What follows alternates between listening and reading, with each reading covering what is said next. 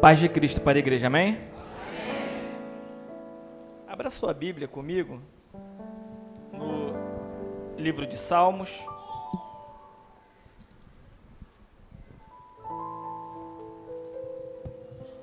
Salmo de número 23. Enquanto você procura, eu queria agradecer o Evandro pelo convite, sua esposa, sua casa. É um cara que a gente tem uma troca de um carinho muito grande. Aos pastores, pastor Marcos, pastor Carlos, muito obrigado pela confiança. Vim acompanhado da minha esposa. Quem olha para o meu rosto e olha para o rosto dela sabe que eu orei muito. E eu orei. E graças a Deus, Deus foi fiel, amém? Agora eu estou orando para quando o pastor chamar as crianças na frente e a minha.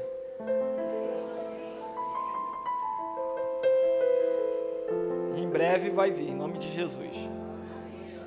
Ela fala de alguma coisa ligada à vida financeira que tem que melhorar. E eu oro. Amém? Os irmãos acharam? Eu vim também debaixo da bênção do meu pastor. Hoje é domingo, tem culto lá na nossa igreja. Mas o Senhor, assim como me permitiu estar aqui, meu pastor dirigente também permitiu que eu estivesse aqui. Então eu trago um abraço dele, de toda a minha igreja, para todos vocês. Quero deixar aqui um parabéns para o jovem presbiteriano. Eu também sou jovem, porque eu só tenho anos de idade. Então eu faço parte desse parabéns para os jovens, porque lá é a Assembleia de Deus, aqui é presbiteriana, mas isso é só por enquanto. Daqui a pouco vai estar todo mundo junto no céu. Nem velho, novo, criança vai ter. Amém? Diz assim a palavra do Senhor. O Senhor é meu pastor, nada me faltará. Ele me faz deitar em verdes pastos e me conduz ao lado de águas tranquilas. Ele restaura minha alma e me conduz no caminho da justiça por amor do seu nome. Sim, ainda que eu ande pelo vale de sombra da morte, não temerei mal algum, porque o Senhor está comigo. A tua vara e o teu cajado me consolam. Tu preparas uma mesa perante mim, na presença dos meus inimigos. Tu unges a minha cabeça com óleo e o meu cálice transborda. Certamente que bondade e misericórdia me seguirão todos os dias da minha vida e habitarei na casa do Senhor para sempre. Amém? Pai querido e Pai amado, mais uma vez nós queremos, ó Deus, entregar este culto nas Tuas mãos. Saímos das nossas casas, ó Pai, com um único desejo, que é louvar e engrandecer o Teu nome, ó Pai, porque o Senhor é o digno de todo louvor e de toda adoração. Mas nesta parte do culto, ó Pai, é o Senhor que faz por nós. É a Tua palavra que entra na nossa vida e muda o quadro, e refrigera, e conserta, e cura, e limpa, e sara. Então nós te pedimos, ó Pai, que o Senhor venha abrir os nossos ouvidos espirituais, para que a Tua palavra possa entrar na nossa vida, na nossa mente, no nosso coração, e venha produzir o resultado para o qual ela será pregada, em nome de Jesus. Amém. O texto que eu li, os irmãos acompanharam, é um texto bastante conhecido. Provavelmente quem está na rua dirigindo já viu isso num para-choque de algum caminhão. O Senhor é meu pastor e nada me faltará. Provavelmente a senhora ou o senhor que já foi numa casa antiga ou a sua casa antiga, tem um dizer lá, o Senhor é meu pastor e nada me faltará. Esse versículo é tão importante na palavra e tão fácil de ser lembrado que ele acabou sendo levado como um dito popular, como ditado popular. E o interessante desse texto são as condições às quais ele foi escrito. E quando eu olho para esse texto, eu começo a pensar em Jesus pregando no período que ele esteve aqui. E no período que Jesus esteve sobre a terra, todas as vezes que ele iniciava uma mensagem, ele iniciava com uma parábola. E a parábola ela tinha uma única função. Ele pegava uma situação que o povo não conhecia, que era algo que vinha direto do céu para o coração do povo, mas para que o povo entendesse, ele pegava algum ocorrido da época, montava uma analogia e explicava para o povo através da analogia. Ficava muito mais fácil do povo entender naquela época o que é você ser perdoado pelo pai e voltar para casa, quando ele contava a história do filho pródigo. A história do filho pródigo era um filho que saiu de casa, pegou a sua herança e abandonou o pai. Chegou no meio da sua vida, longe do pai, ele percebeu que perto do pai era muito melhor. Então ele decidiu voltar para o pai. E o pai, em vez de o receber como servo, o recebeu como um filho. Ficou fácil para o povo entender e fica muito fácil para a gente entender também que por mais que a gente tenha vivido uma vida tempestuosa lá fora, longe da presença do Senhor, e a gente tenha sentido no nosso coração o desejo de voltar para cá como servo, o Senhor abriu os braços e recebeu a mim e a você como filhos. Interessante, quando Jesus ele contava uma história, ele pegava uma situação da época, pegava alguma coisa que aquelas pessoas viviam naquele determinado momento, e explicava e comparava com o reino do céu, para fazer com que o povo entendesse como era o reino do céu. Quando ele conta a história da dracma perdida, ele está querendo dizer que assim como aquela mulher achou a dracma e fez festa depois que encontrou, assim quando a gente se perde e ele encontra a gente novamente, ele faz festa no céu pelo nosso retorno. Ficou muito fácil a gente entender, porque naquela época a dracma era muito importante para uma mulher e todo mundo sabia disso. E fica muito fácil da gente entender hoje o quão importante nós somos para o Senhor. Só que o texto de Salmo 23 é diferente. Porque o texto de Salmo 23 não é o Senhor tentando explicar o reino de Deus para o homem através de algo que o homem via na sua vida corriqueira. É Davi que vai usar a sua vida corriqueira para explicar para o Senhor o tamanho da sua devoção por Ele. Percebeu? No texto do Salmo 23, não é Deus explicando alguma coisa para alguém. No Salmo 23, é alguém explicando alguma coisa para Deus. O Senhor é meu pastor e nada me faltará. E por que Davi utiliza esse termo? Muito simples. Davi cuidava das ovelhas do seu pai. Ele era um pastor de ovelhas. E você conhece o texto de Davi e sabe que para cuidar das ovelhas, se precisasse matar um urso, ele matava. Se precisasse matar um leão, ele também matava. Ele dava a sua vida, ele se colocava em risco para proteger a vida das ovelhas. Aí olha o que ele está dizendo para o Senhor. O Senhor é o meu pastor e nada me faltará. Ele está dizendo para o Senhor, com a sua oração, com o seu cântico, assim como eu sou pastor e não deixo faltar nada para essas ovelhas, eu entendo o seu amor por mim. O Senhor não me deixará faltar nada. Eu não sei o que você tem vivido na sua vida, na sua caminhada. Eu conheço até algumas pessoas aqui, mas a maioria eu não conheço. E pelo fato da gente não ter uma conversa íntima, eu não sei qual é o seu problema, não sei qual é a sua dificuldade. Eu não conheço a sua dor, mas eu conheço um pastor. Eu conheço um Senhor. Eu conheço um Deus. E eu conheço o seu poder, e Ele é poderoso para fazer aquilo que a gente não pode fazer. Ele é poderoso para trazer aquilo que foi embora. Ele é poderoso para restaurar aquilo que foi quebrado. Ele é o nosso pastor e nada nos faltará. Se a ovelha sentia fome, Davi imediatamente dava um jeito de produzir comida para aquela ovelha. Se você está com fome essa noite, se você entrou com sede essa noite nesse lugar, se prepara para comer e beber do alto, porque o Senhor suprirá as suas necessidades. Eu acho lindo porque Davi está dizendo para o Senhor: Senhor, eu não deixo essas ovelhas passar necessidade, assim como o Senhor não deixa eu padecer necessidade. Essas ovelhas não sentirão fome e sede, e eu sei que o Senhor não me deixará sentir fome e sede. Eu sei que não faltará carinho e amor para essas ovelhas, e o Senhor não deixará faltar carinho e amor na minha vida. E ele vai continuando com o seu cântico. Ele fala: Ele me faz restaurar, repousar em águas tranquilas. Ele refrigera a minha alma. E eu, observando esse texto, eu fui olhar um pouco para a história de Davi. E lá no texto de Crônicas vai dizer que este Davi, ele tinha os cabelos ruivos. E eu fui fazer umas pesquisas e eu fui ver que existia uma história cultural dentro do povo judeu para quem tinha um cabelo ruivo.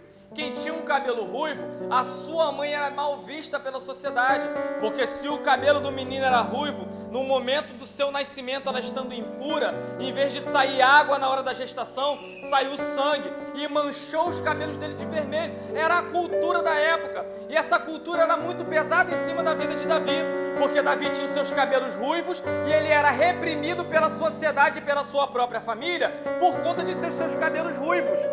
Ele não tinha culpa, mas ele estava sofrendo. Ele não tinha nenhuma culpa sobre a sua condição de ter os cabelos ruivos. Qual era o problema de ter os cabelos ruivos? Só que a sociedade tinha uma cultura que olhava para o que aconteceu com ele, que olhava pelo fato do seu cabelo ser ruivo, ele era subjugado pela sociedade diante desse fato. Então ele não era culpado, mas era subjugado. A culpa não estava com ele, mas ele era discriminado. Conseguiu se encaixar dentro dessa história, porque muitas das vezes nós somos discriminados pelos nossos vizinhos. Muitas das vezes somos discriminados dentro do nosso trabalho. Muitas das vezes seremos discriminados no seio da nossa família. Você que é jovem presbiteriano e está me ouvindo pregar, de repente você já foi discriminado na sua escola, no seu trabalho, até mesmo no seio da sua família, por causa da fé que você carrega, por causa do Deus que você é devoto, por causa da fé que você professa. Só que eu tenho uma coisa para te dizer essa noite. Davi estava falando para o Senhor refrigera minha alma. Pode todo mundo lá fora tentar me atacar, minha alma continuará sendo refrigerada pelo Senhor, a minha alma continuará sendo confortada pelo Senhor. Eu não sei o que você passa no seio da sua família, mas você veio aqui essa noite ser conservado pelo Senhor, ser refrigerado pelo Senhor. E eu fui me afundando no texto, eu fui ver que o negócio era tão sério para quem tinha cabelo ruivo, que na hora de dormir, era um quarto que ficava do lado de fora da casa. Nem intimidade com a família permitia que fosse tido. Aí, diante do estudo, eu fui entender por que Davi era pastor de ovelhas, se todos os seus irmãos eram soldados de Saul. Era para isolar Davi, para ninguém saber da existência dele. Nenhum parente de Davi queria que a sociedade soubesse que tinha um menino ruivo dentro da família. Eu não sei se você já passou por isso, mas de repente você entrou aqui com uma tristeza no seu coração, porque é a sua própria família que tem afastado você. De repente é um pai ou uma mãe que não quer mais falar contigo. De repente é um irmão ou uma irmã que tem te afastado da presença dele. Ei, deixa eu te dizer uma coisa. O bom pastor, ele refrigera a sua alma. Ele refrigera a sua dor. Ele refrigera o seu momento. O mais interessante é essa espiritualidade que Davi tinha, que mesmo vivendo essa situação, ele estava lá no meio do campo, sozinho, só ele e as ovelhas. Senhor é meu pastor. Pode faltar alguma coisa para mim lá na cidade, mas aqui não vai faltar nada. Pode faltar refrigério para mim dentro da minha casa, mas aqui não vai faltar. Pode faltar carinho e amor para mim lá dentro, mas aqui não vai faltar. Eu não sei se você entrou aqui com uma tristeza no seu coração por causa de alguma coisa que está faltando lá na sua casa, ou lá no seu trabalho, ou lá na sua rua, mas o que você não tem lá, você pode vir buscar aqui, que o Senhor tem para oferecer. O Senhor tem para entregar. E o texto vai continuando. Ainda que eu ande pelo vale da sombra da morte, não temerei mal algum, porque tu estás comigo.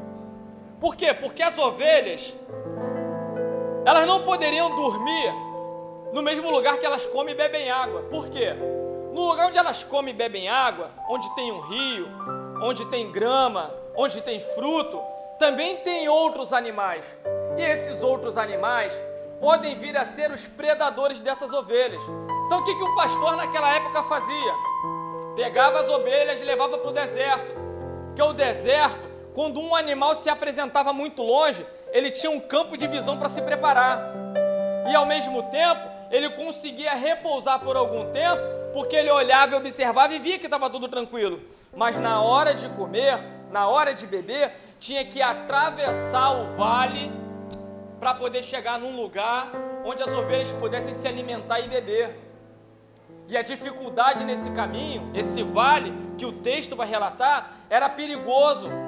As ovelhas podiam cair lá embaixo. Então ele vinha guiando as ovelhas, levando as ovelhas para o lugar onde elas iam se alimentar. E com certeza, eu tentando com uma visão de ovelha, porque eu sou uma ovelha do Senhor, eu fico tentando imaginar o caminho sem saber aonde eu vou parar. Porque quem sabia o lugar de almoçar e de jantar e de comer e de beber água era o pastor, não eram as ovelhas.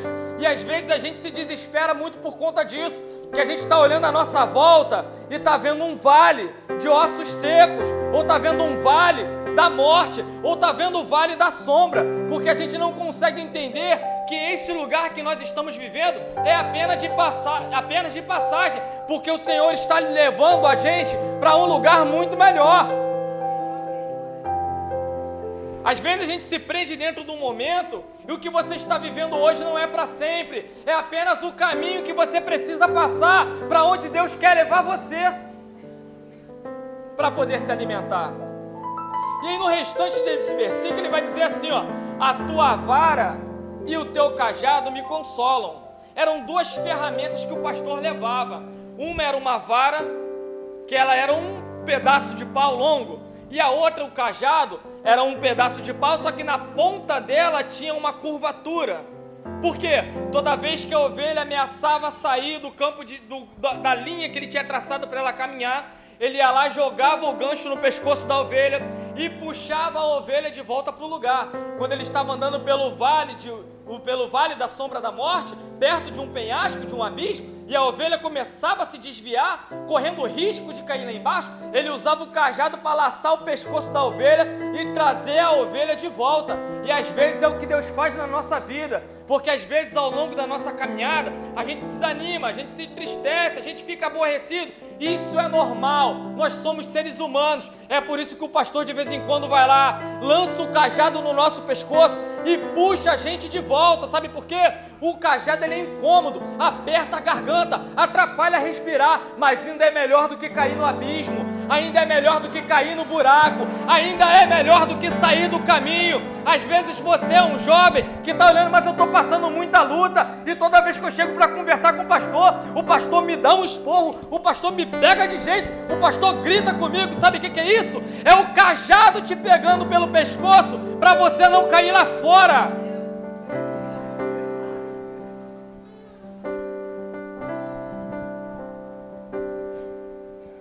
E ao mesmo tempo que aparecia um urso ou algum animal para tentar ferir as ovelhas, o pastor usava esse mesmo cajado para acertar esse animal, para enxotar ele. Perceberam? A mesma ferramenta que corrige também protege. A mesma ferramenta que protege também corrige. No meio desse estudo sobre os pastores daquela época, chegava um momento que eles levavam as ovelhas para dentro de um cercado, e algumas ovelhas mais atrevidas, algumas ovelhas mais difíceis de cuidar, algumas ovelhas mais difíceis de manter no caminho, o que o pastor fazia? Aquela ovelha que ficava pulando o cercado a todo momento, ele pegava essa ovelha com todo carinho, aí ele pegava a vara, aí ele ia lá e quebrava as patinhas da ovelha. Ruim, né? Duro. Porque muitas das vezes nós somos essas ovelhas. Muitas das vezes o Senhor, para não nos perder lá fora, Ele quebra a gente. Da gente pensando que é o inimigo se levantando, tentando destruir a nossa casa, tentando destruir a nossa vida, quando na verdade é o Senhor nos quebrando, impedindo a nossa movimentação, porque se a gente se movimentar, a gente sai correndo, sai fora. Mas o Senhor conhece o futuro, o Senhor conhece aquilo que está lá na frente. O pastor sabe os perigos que estão do lado de fora do cercado. Para proteger a ovelha, ele quebra as patas, porque é mais fácil cuidar das patas quebradas do que cavar uma cova para enterrar essa ovelha. Entendeu, jovem presbiteriano? É melhor ralar um pouquinho, é melhor doer um pouquinho, é melhor sangrar um pouquinho.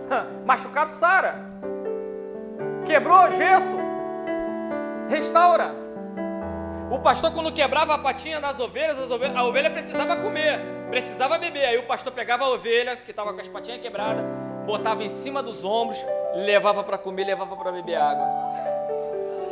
Agora morto vai fazer o que em terra? Morto come, morto bebe, morto fala, morto ora, morto clama, morto jejua, morto se santifica, morto glorifica, morto vem para a igreja, morto comemora o dia do jovem presbiteriano, morto canta o hino do jovem presbiteriano. Por isso que às vezes é melhor estar machucado aqui dentro do que morto lá fora. Lembra do vaso na mão do olheiro, lá em Jeremias? O vaso quebrou na mão do olheiro e tornou o olheiro a fazer o vaso conforme estava no seu coração. Por quê? Porque quebrar na mão de Deus tem jeito. Quebrar lá fora é complicado. Amém? Vamos seguir com o texto? Aí no texto, Davi, compondo a sua canção, ele vai dizer assim, ó: tu preparas uma mesa perante mim, na presença dos meus inimigos.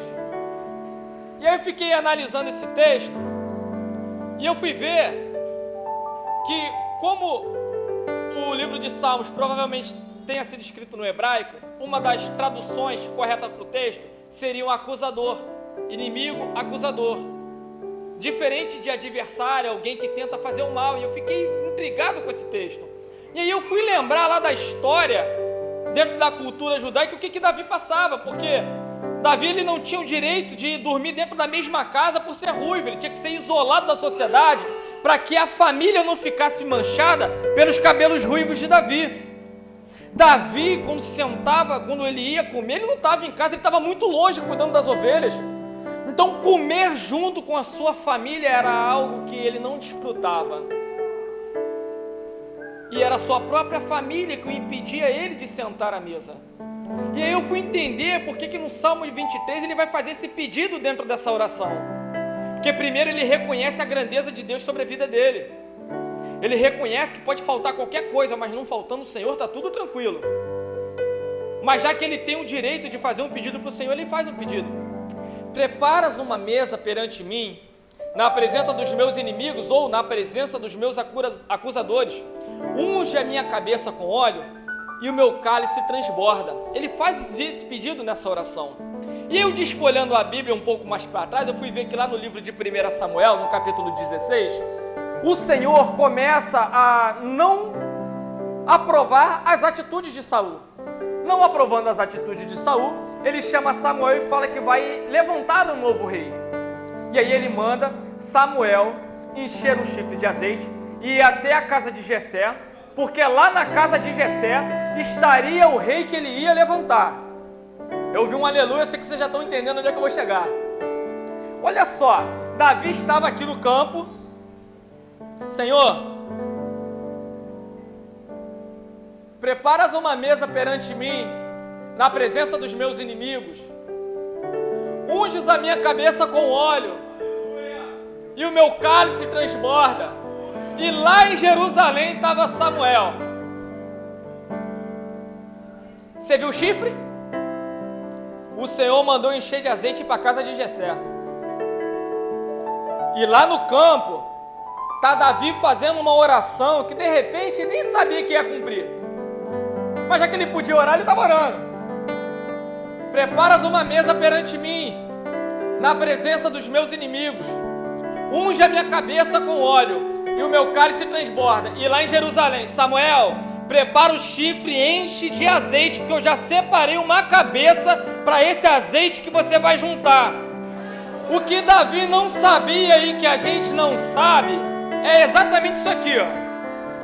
O campo, Davi pedindo. Jerusalém, o pedido que estava feito aqui se cumprindo lá. Quer ver para você entender? Igreja Presbiteriana em Praia de Mauá. Sua casa. Aí você levanta lá e ora lá: Senhor, toma o meu marido nas tuas mãos. E está o Senhor trabalhando aqui dentro da tua casa enquanto você está aqui adorando e glorificando ao Senhor pelo jovem presbiteriano. Enquanto você está lá: Senhor, traz o meu filho de volta. Está o Senhor aqui dentro da sua casa trabalhando enquanto você está lá adorando. O que nós não temos consciência, que a gente não consegue perceber, é que nós somos ovelhas. Ovelha tem o campo de visão limitado. Por mais que você não esteja vendo, não quer dizer que não esteja acontecendo.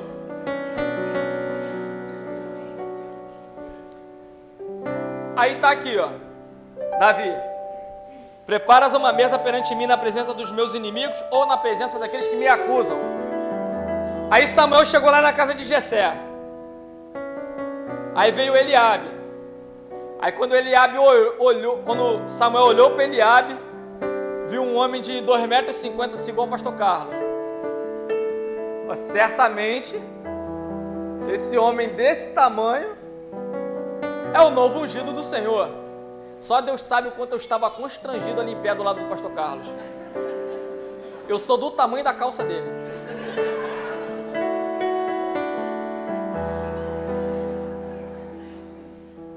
Não é brincadeira, é verdade. Aí tá aqui, ó.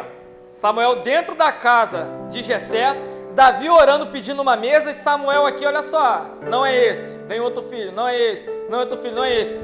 E Davi lá, Senhor, preparas uma mesa perante mim, na presença daqueles que me acusam, na presença dos meus inimigos. E Samuel dentro da casa de Jessé, olha só, ninguém se senta na mesa enquanto Davi não chegar.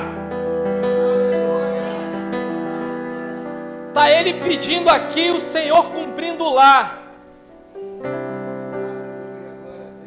Está você pedindo alguma coisa aqui, o Senhor cumprindo lá.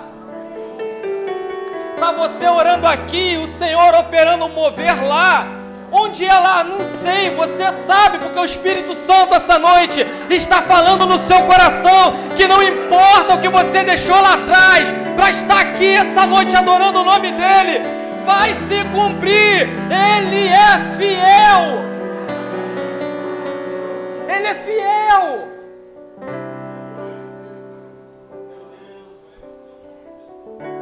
Alguém manda chamar Davi, Davi chega na casa, Davi é ungido, essa parte você já conhece. Mas eu não perguntei quanto tempo eu tinha, não tem relógio, eu vou indo. Se eu fazer um sinal assim, eu paro.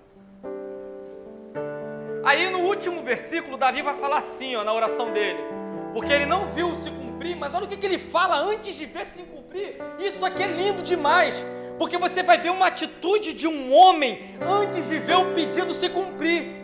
E é exatamente isso que Deus quer ver em mim e você.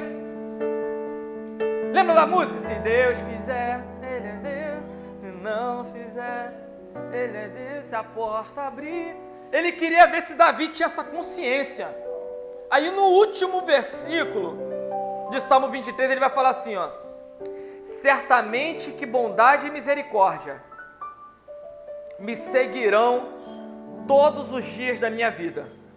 E antes que alguma coisa aconteça, antes que a tua promessa se cumpra, antes que o Senhor me tire daqui, antes que o Senhor me honre, eu habitarei na casa do Senhor para sempre.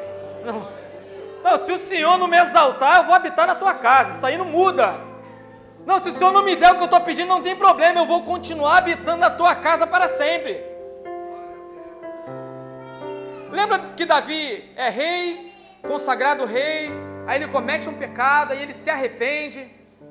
Aí nessa oração de arrependimento por esse pecado, ele vai falar uma coisa linda. Ele vai falar assim, ó: Senhor, tira o reinado, tira o exército, tira tudo, mas não afasta de mim o teu espírito. Eu nasci sem ser rei, eu morro sem ser rei, isso não me incomoda, o negócio é que eu nasci com a tua presença. Eu consigo viver sem a coroa, consigo viver sem o trono, mas não consigo viver sem a sua presença. E o problema do crente no século 21 é que insiste em tentar viver sem a presença.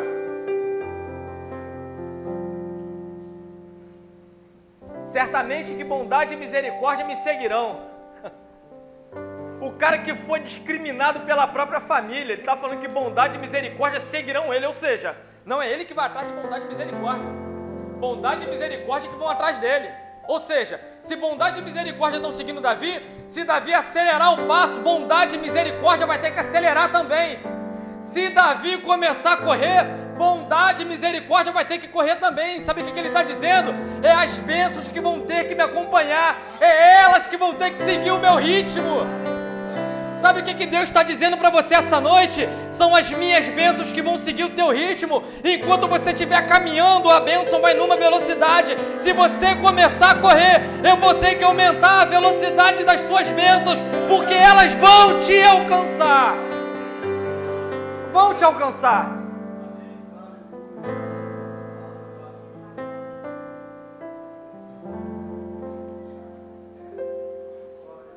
Davi começa essa declaração para o Senhor, explicando para Deus quem Ele era para Ele. Davi termina dizendo que se a bênção não vir, se o Senhor não preparar a mesa, eu habitarei na tua casa para sempre. Aonde o Senhor estiver, eu vou estar. O que me move não é a bênção, é o meu amor pelo Senhor. O que me coloca em rota de colisão contigo, Pai, não é o que o Senhor pode me dar, é o que o Senhor é. O que me faz levantar todos os dias, mesmo sabendo que eu sou discriminado, mesmo sabendo que eu sou mal visto pela sociedade, o que me faz levantar todos os dias é saber que o Senhor é meu pastor e nada me faltará. Eu queria deixar essa palavra para você essa noite, se você sendo jovem presbiteriano, ou sendo homem ou mulher presbiteriano, né? O Senhor é teu pastor. Eu não sei o que te falta hoje, mas não vai faltar para sempre. Eu não sei o que falta na tua casa hoje, mas não vai faltar para sempre. Eu não sei qual é a dificuldade que você enfrenta hoje, mas você não vai enfrentar essa dificuldade para sempre. As bênçãos e a misericórdia e a bondade de Deus estão atrás de você. E elas vão te alcançar. E você vai cantar um hino de vitória. E quem te discriminou vai ter que ver você colocando uma coroa na cabeça. Quem falou que você não ia dar em nada vai ter que te chamar de rei e de rainha. Quem falou que você estava vindo à toa para a igreja, que a tua vida não ia mudar nada, vai ser o primeiro a chegar no teu culto em ação de graça. Esses são os primeiros que chegam. Porque eles podem não reconhecer, mas eles vão saber, pô, eu falei que não ia dar em nada, olha lá a empresa dele como é que tá. Pô, eu falei que não ia dar em nada, olha o carro novo que ele comprou. E eu falei que não ia dar em nada, olha só o Instagram dele, o Instagram dela lá em Búzios. O Senhor tem o melhor para a igreja dele. Só que você precisa perseverar. E você precisa entender, e eu também preciso entender, que um momento ele é um processo que nos coloca um pouco distante daquilo que Deus tem para a nossa vida. Mas aquilo que Ele tem para a minha vida e para a sua vida vai chegar. A promessa que Ele tem para a sua vida vai se cumprir. Amém? Eu desejo do fundo do meu coração que essa seja a melhor semana da história da sua vida. Que você saia daqui essa noite voando nas asas do Senhor. Que se você entrou aqui desanimado, achando que não vai se cumprir aquilo que o Senhor tem te prometido, esquece aquilo que tem falado na sua rua, no seu trabalho ou dentro da tua casa, porque quem te prometeu não foi o prefeito, não foi o presidente, não foi o governador, quem te prometeu foi o Senhor dos senhores, quem te prometeu foi o Rei dos reis, quem te prometeu tem os olhos como chama de fogo, seus pés são como de latão reluzente, na sua coxa está escrito Rei dos reis e Senhor dos senhores. Amém? Amém? Então glorifica o Senhor essa noite em nome de Jesus.